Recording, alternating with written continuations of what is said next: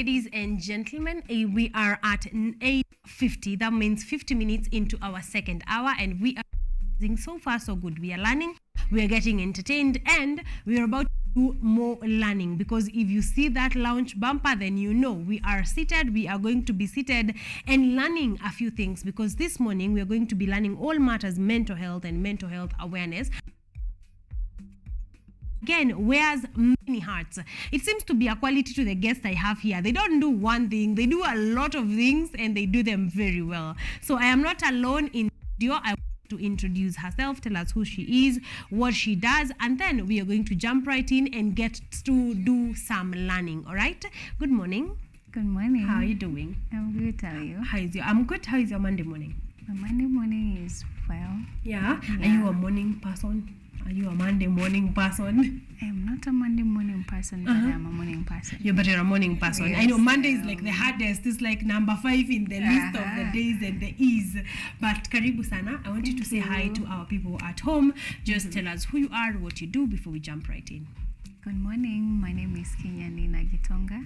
I am a psychologist and also an author to materials that create awareness on mental well-being. I'm also a student counselor at the University of Nairobi. Yes.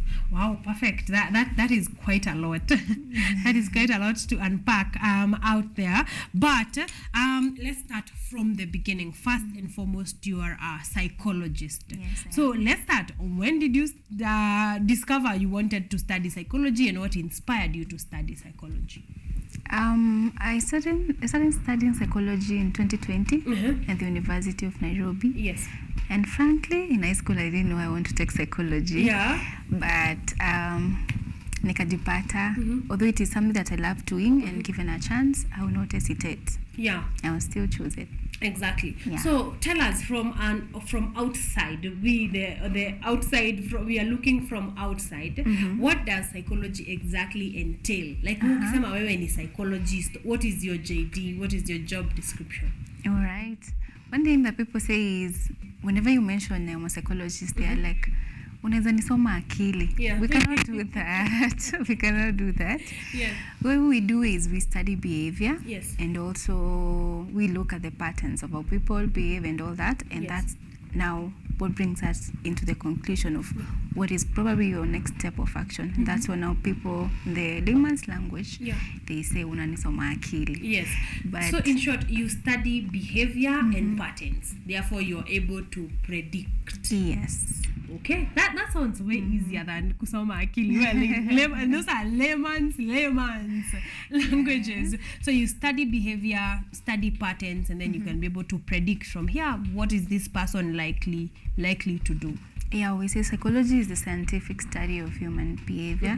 But of course, when it comes to thinking, we have to learn kidogo on the cognition, on the thoughts and all that. But also we include the development, how people relate with each other, probably our childhood experiences get to shape us in whom we are.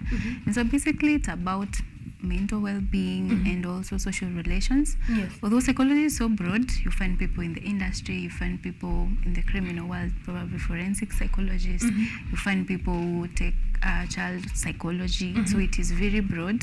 You're not specifying the area that you feel suits you. Yes. Okay. So in what area have you specified? Personally, I've specified on mental health. Mental health. Yes. Wow, I like that. So at this juncture, I think it's a good breaker into mental health. Yeah. One, why mental health? You could have been in forensic, like why mental health?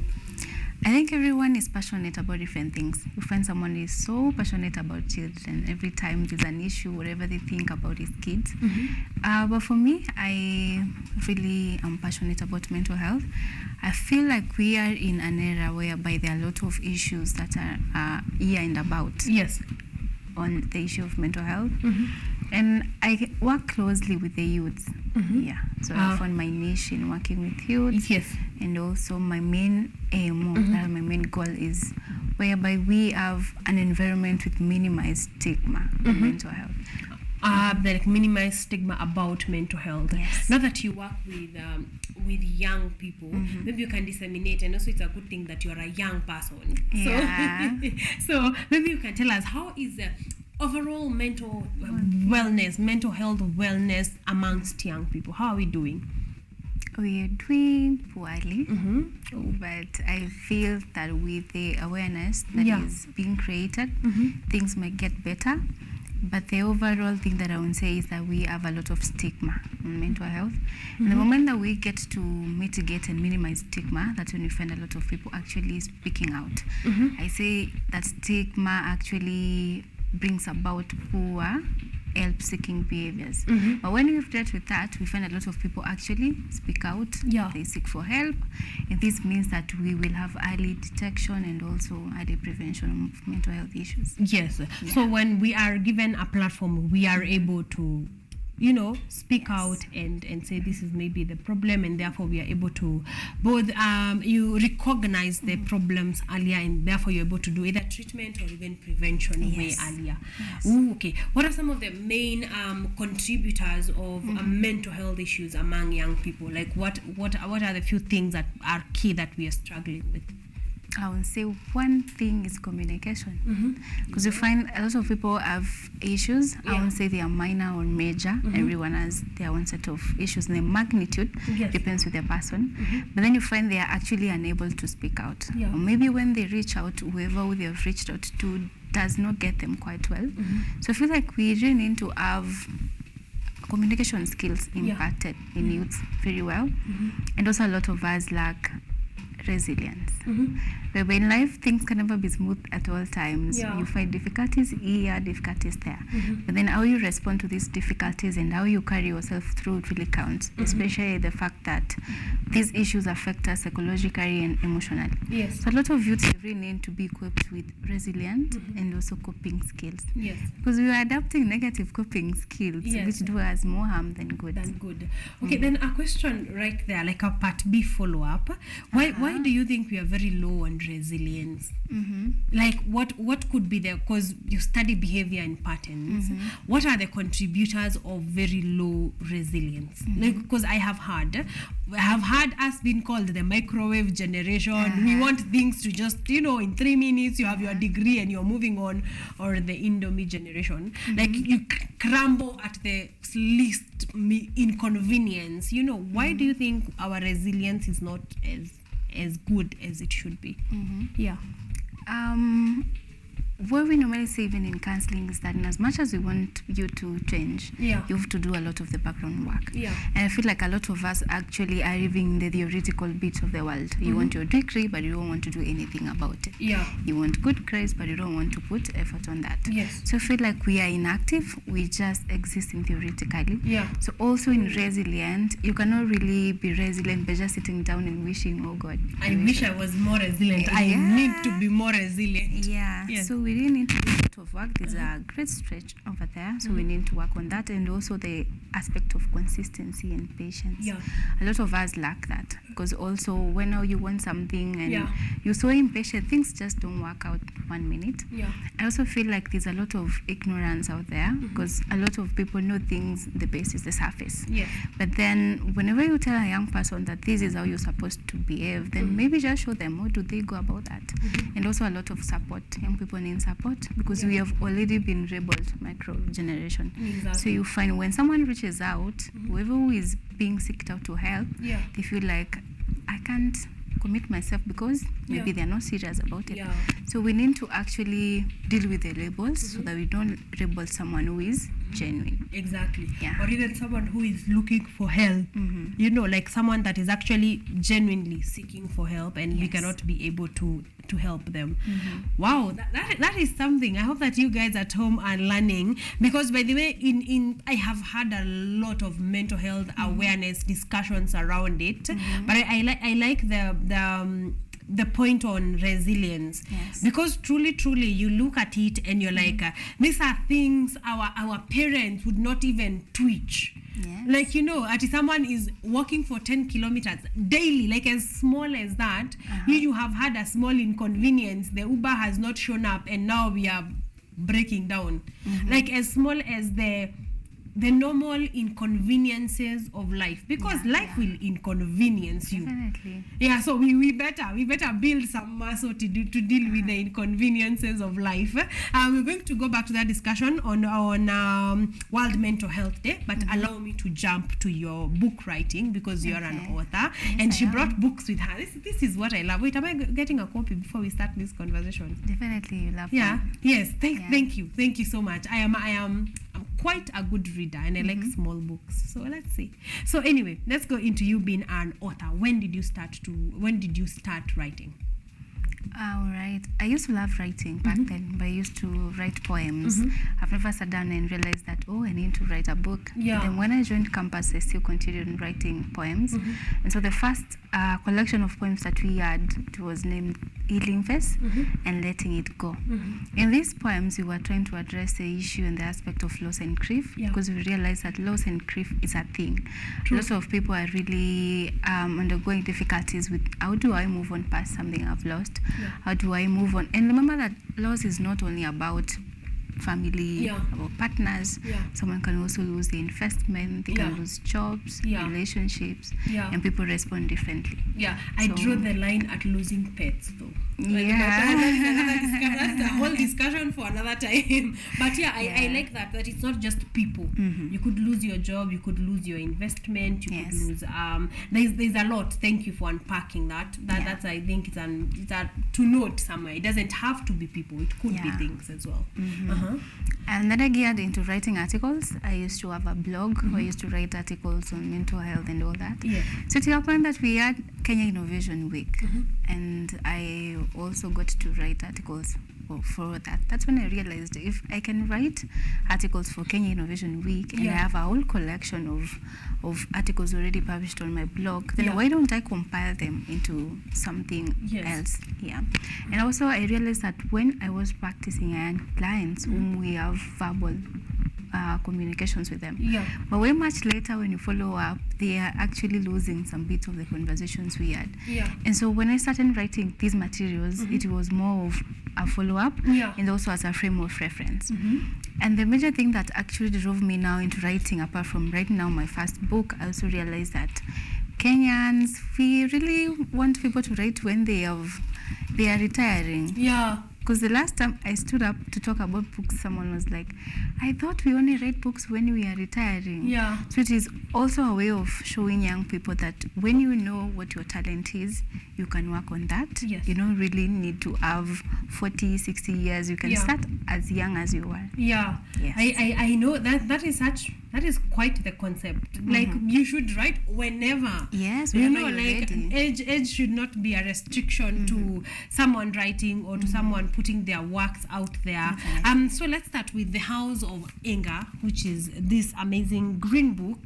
This is such a sweet color, though. Let's start from there. Like, a book review. Like, the color is calling. I like it. Now you can see it better on your screen. But I like The House of Anger. Let's start with this. What were you trying to document or to keep reference of in the book that is House of Anger? The House of Anger actually came out as a collection of the experiences I had with clients. And a lot of young people, even in high schools, they get expelled because of anger issues. Someone is triggered by something, they're not able to manage it, and it ends up to be way much big thing.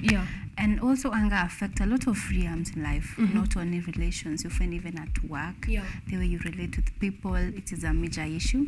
And so I wrote it to, it's more of a mind-opening, eye-opening article of literature, and it has a lot of information on what anger is, how does it affect you, how does your body respond to you, the spheres of life that are affected by anger issues, and also now, without the help of a counselor, because a lot of times you do not have therapists around you. That is so true. How do you teach yourself? Rather, how do you equip yourself with skills to manage anger?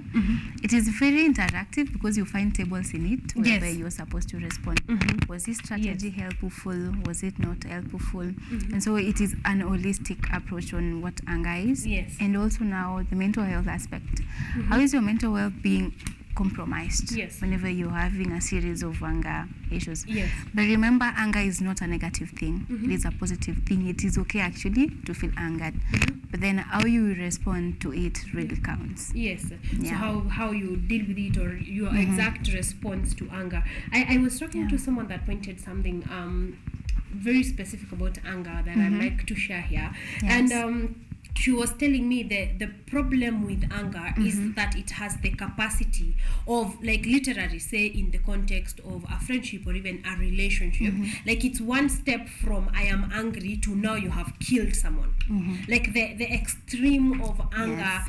it has consequences that sometimes you cannot go back from. Yes. So I think if that is not calling you to read this book, I don't know what is. So your first copy, the first copy that you're going to get from Kinya Gitonga is this copy. Because I think by that kind of was very eye-opening, because now we are in committee. Now life can literally go like on a 180 turn because of a moment of anger. And of course that is in its extremes. And Kinya here is able to tell you about from scale 1 to 1,000 of anger. So I think this is the perfect time to call you to read this book. Okay, so just get it. Where can they find this one? Let's start from there. This book is available in Amazon, Savannah's bookshop, and also what we call Nuria stores. Yes. Nuria stores, you can actually have an e-copy, you can order, they deliver, or you can get in the stores and purchase a copy. Yes. It is in Moi Bazaar Avenue, yes, 5th Moi floor. Avenue, Bazaar, 5th floor. You can order as well. Yes, you can. Yes. How much is this book going for? This book was for 600 For Kenya 600 shillings. bob. And it's not even yet 1,000. So before Zipande, for 600 bob, you can get the book, The House of Anger, and you can get, this one is a self-help book that is actually practical. Yes. Like it's the kind of books where, by the way, you will need a copy for you, and if you're buying for someone else, they'll need their own copy, because you need to write in here, you need to answer some questions, you need to note, you need to underline. So it's that type of book for just 600 bob. Get your copy of the House of Anger, and you may have just saved your life. Okay, or get it for someone who is having anger issues. Get it for someone, and you will definitely reap the benefits of it. That is The House of Anger. Then we moved to another book. To Thrive. Yes, To Thrive. Okay. Yes, this one is another one. It's called Thrive. Happiness is yours to give. Wow, I like it. Whoever is doing your cover design that I want us to talk about in a minute is doing an amazing job. That is her second book. It's called Thrive. Happiness is yours to give. So what inspired Thrive? Thrive is actually also inspired by the experiences I've had with clients. Yes. And so I realized that as we are adulting, a lot of us actually are not in the present. Yeah. We're just in school, but we are postponing to be happy when you graduate. Yeah. I'll be fine when I get a job. I'll be fine when I do this and that. Yeah. So happiness is always in the next thing. Yeah. And then you find time imesonga too, and then you're like, what was I doing in my 19s? Yeah. That way, so we actually do not have to write letters to the younger 16s. Why don't we be mindful of the present and live with the present? And remember that your mental well-being is also compromised by this. Exactly. So Thrive actually equips us with time management skills, with also self-contentment, self-awareness. It also helps us to learn how do you set realistic and achievable goals. Yeah. And so I feel like it is also an inspirational book that will equip people with now how do you get to be happy. Yes. Because at the end of the day, a lot of us want different things. But the bottom line is we are at peace and we are happy. Exactly. Now. I think one thing I picked about happiness and peace, you could be dead tomorrow. Yes, anything can happen. Like by that is life. You could be dead tomorrow. So yes, of course, it's good to aspire, to plan, to work towards a happy future, but not at the expense of the happy now. Yes. Like, because that is the line. I think that is the line. We want to be happy tomorrow, of course, definitely. We need to work towards it. Our building resilience is meant for, continuous, but happy now. Because at any point. It could be the full stop. The full stop of your life could be at any point. Yes. So there's no point in, I will be happy when I graduate. What if you don't graduate? I'll be happy when I get a job. Have you been in Kenya? You know, like you cannot afford to peg your happiness. Anika should be a writer. You should not peg your happiness on tomorrow and on the things to happen, because there are things that are happening Today, now. yes. Today, because today is not empty. No one lives in a vacuum. There's something that is happening today, so find happiness in that. So if that is not calling you to read Drive, you need to. Okay, so Drive is her second book. And how long did it take you to put this together? Writing for me, it's a little bit easy because I write every day. Yeah. Ooh. And that means that I also have to read, because when you're writing practical things, you just don't write theory. You have to research and find, Exactly. is it practical, is it not practical? But my major concern was the publishing back then, because I didn't know where do I go, I go about that. But I also want to recognize the efforts of Professor Wango, who is also a lecturer at the university, and my publishers, friends, and everyone that helped me to compile these materials. The House of Anger is already launched, but we will be launching Thrive very soon. December 2nd, still in Nairobi at Allianz. And remember, December 2nd is on a Saturday, the very first Saturday of December. And so I also want to invite everyone, extend my genuine invitation to everyone that they can join us. We will have a lot of people on board, and so it will be amazing to share the journey on writing and also the creation of this material. Wow, amazing. So that the 2nd of December, we all have a date to the Alliance Francaise, and you can get a copy of Thrive there, signed, directed to you specifically. That is, if you have not already gotten a copy. How is Thrive coming from? Thrive is going at 600 Kenya shillings. After the launch, it goes at 700. Although in Nairobi, we offer free delivery. Outside Nairobi, we send parcels. And it is also available in Luria and Savanes. Amazing. So you can get this one also at 600 bob. Yani for 1200 bob. For 1000 bob and 200. You can get yourself 2 copies of 2 amazing books.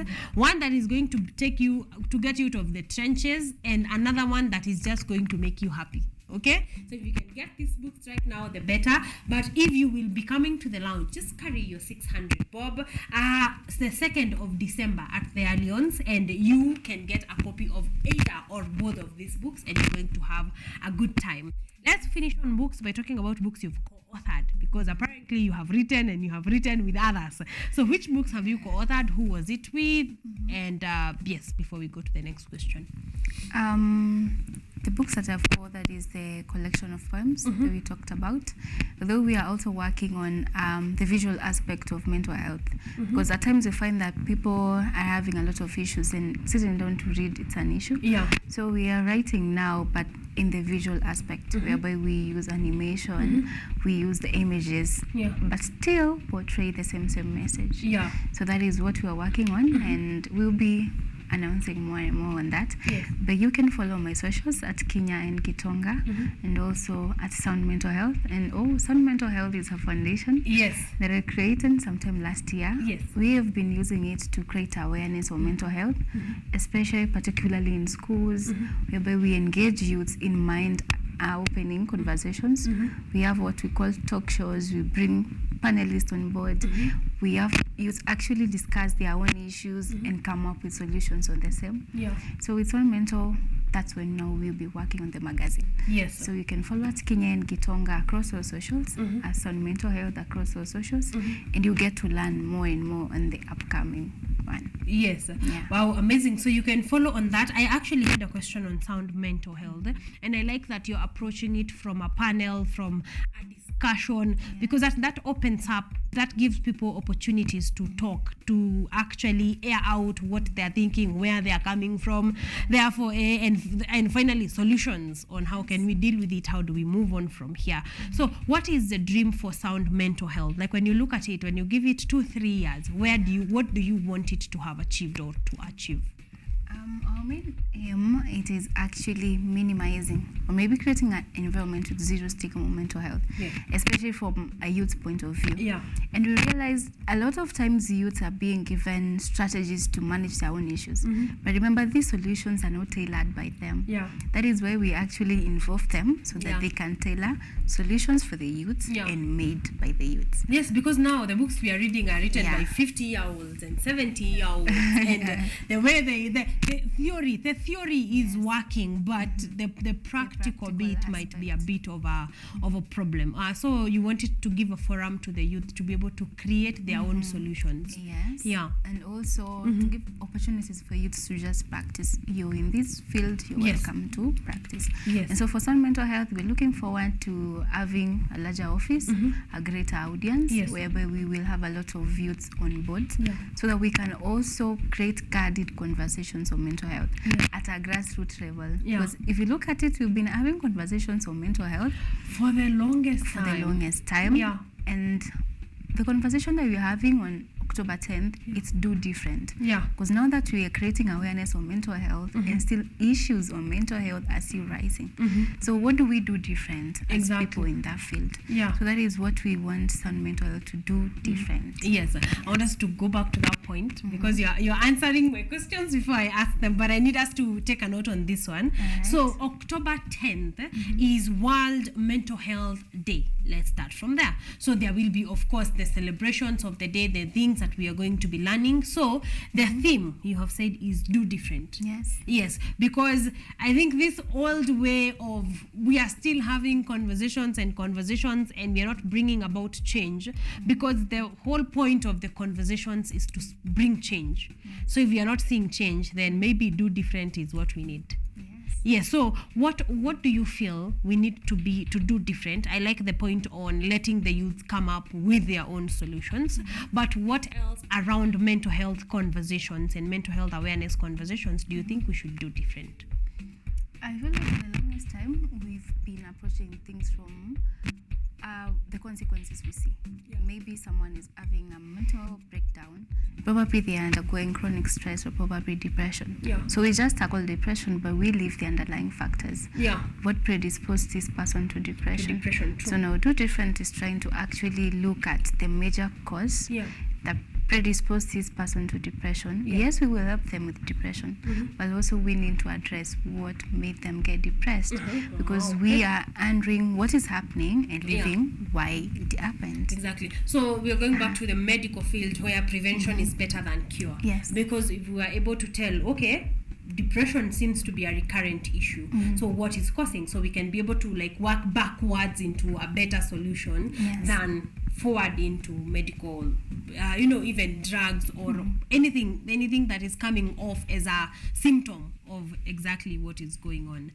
Okay, so you've talked about the theme. Where will the World Mental Health Day be celebrated on the 10th? What are the activities around the day? All right, as on Mental, we'll be having an X-Space conversation, and we've brought on board a lot of organizations that are into mental health. And not only in October, but now we're looking forward to November 10th so that we can have now a physical conversation on the same. You'll be engaging a lot of stakeholders in mental health. So for October, we just at X Spaces, so you can follow at Sound Mental Health. That is where we will have the conversation going. Yes, I love that you're seeing the poster on your screen. 10th October is World Mental Day. So on X, a previous Twitter, you can be able to check Sound Mental Health, and they will be having conversations around it. So it's for us to go and retweet and comment and share and just have a whole conversation, a wholesome conversation around it. I know you've mentioned a number of organizations, but you also work with the University of Nairobi and another one I saw called Usikimie.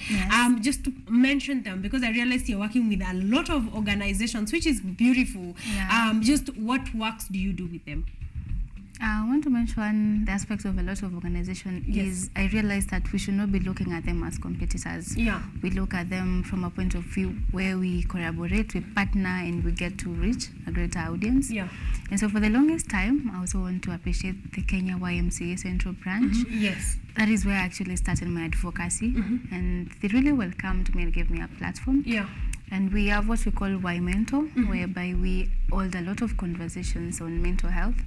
And so Sound Mentor has partnered with YMCA for quite some time. Yeah. And we still continue with the conversations there. Yeah. We have also worked with Usikimye, where we try to create awareness on gender-based violence. We have also worked with Chiromo Hospital Group several times for the Twitter conversations. Yeah. And sometimes we had a pad drive in partnership with YMCA, in partnership with Red Cross, Chiromo, and what we call Conversations with Esther. Yeah. I also want to extend my invitations next Saturday to be October 7th. We will have what we call Loss and Grief Conversations with Conversation with Esther to be at Nyerere Road, Nairobi. The poster is also available on my socials. Yeah. So anyone who is free at that time, they can join us. Yeah. And the University of Nairobi, they have what we call Wellness Center. And in Wellness Center, we offer counseling to students and staff. And so it has been also a great platform. October 12th, we'll be having our first physical event where we welcome our first years with mental health conversations. Whereby we want them to understand this is what campus can offer. This is how detrimental it can be, but this is also how you get out of that. And so for university students who are hearing me, do visit us at Towers, second floor. We are always there offering free consultation and therapy to students and staff. Yes, wow. Then that is very lucky for students at the University of Nairobi. So please take advantage, okay? Take advantage of these platforms. Therapy is expensive out here. And I'm telling you, stop postponing your happiness. This thing that you will be happy when you graduate, then you realize therapy is 5,000 a session, 30 minutes. You need to take advantage of such platforms. Before we wrap up, because I'm being told time is not on our side by my director of the day, you have a show on radio, Afya ya Akili. Where does that run? It runs at Saito FM, and Afya ya Akili, it is actually in Swahili, because I realized that we do a lot of advocacy in English, which is actually okay. Lakini pia Kiswahili kitukuzwe. Exactly. So it always happens on Monday. Around 5 p.m. Yes. Oh, yes. So you can follow up that conversation as well. And true, because mental health is not exclusive to English speaking or understanding people. There are people who their language of conversing is Swahili, and to be able to reach them, you need to do that in Swahili. Definitely. Yes. Wow. I love that. As we wrap up, what are you working on currently? Just wholesomely as Kenya. Right now, we are working into having a lot of physical conversations, but now on the 2 different series of activities. We are also working with an author, his name is Brian Nyambego. We'll be having conversations where now we try to equip youth now with the resilience and the communication skills. So we call it the X series of conversations. We'll be having the very first one in October 28th at JQuat Towers, and we also bring in a panel of speakers who will be speaking to these young people. And I'm also now, my energy is actually directed in the book launch. I want again to extend my invitations to you. Let's just talk about the book launch. So the December 2nd, there is going to be a book launch for this book that is called Thrive. That is what Kenya is working on currently. So remind us the venue, the where, the when before we go to your social media handles. The venue is Alliance Fonse. It is in town, just opposite Kemu Towers. It will be in December 2nd, 2 to 5 p.m. And also 21st October, which will be on a Sunday, I'll be at MCK Karaoke. We'll be having conversations on mental health. So suppose you also had bought a copy of the book, so you need it to be signed, you'll find me there at 12 p.m. Yes, perfect. I feel like you're the next 90 days are packed with events and places and conferences and panels. So I want you to give us your social media handles. I believe you usually do an update of where you will be, what conversations will be happening. So please remind us your social media handles, your personal social media handles, and then the social media handles for Sound Mental Health, because I know on those 2 platforms we can be able to get on you and what you're doing and what you're working on. All right, this is Kenya and Gitonga. That is in Facebook, Twitter, Instagram, LinkedIn, and TikTok. Yes, so Kenya and Gitonga, Kinya, then N, and then Gitonga. Yes. And also now Sound Mental mental, it goes as Sound Mental Health across all social media platforms. Yes. And you'll find our logo, our theme color is purple. Yes. So you definitely find it. Perfect. So a Sound Mental Health, the theme color is purple. So you see something purple, you know that is a platform to follow. One final word on mental health awareness and mental health in general as we wrap up. I want to say that social change is driven by you and I. Yeah. So the collective measures that you take each and every day really counts.